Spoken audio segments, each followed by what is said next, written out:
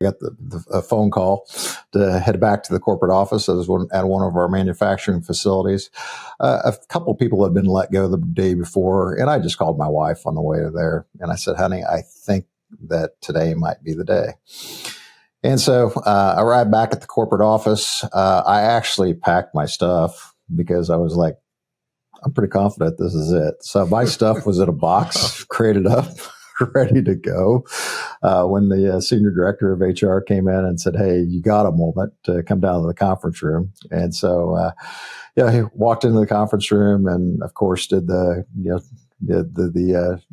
typical conversation around, hey, we're going to downsize, let you go. I drove a company car. So, cab ride on the way home, and they called the cab, and it was kind of, we were just waiting there. The HR guy was so embarrassed because the cab was late, and so we're standing outside just waiting.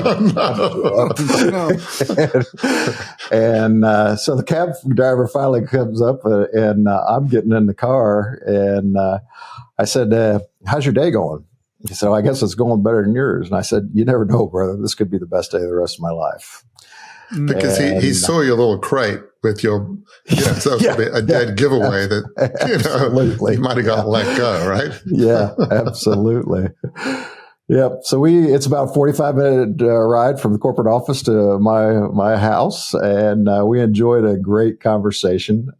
So good that once he got in my driveway, he wanted to continue the conversation. So he got out of the car. We continued the conversation, walked out to the pond behind my house, and had some good conversations about fishing, and took him back and showed him a fish that my son had caught, and just really had a great conversation with him. And he said, brother, you're going to be okay. He said, I'm a cab driver, but I'm also a counselor on the side. That's really my primary role. And a lot about this is just how you react to your circumstances. And I can tell that, you're going to react in a positive way. And then stepping inside, Lisa was sitting there on the couch. And as I walked in with my box in hand, she remembers this to this day, is like seeing me walk in with that box and just, being brokenhearted, but yet screaming at the top of my lungs, I'm free.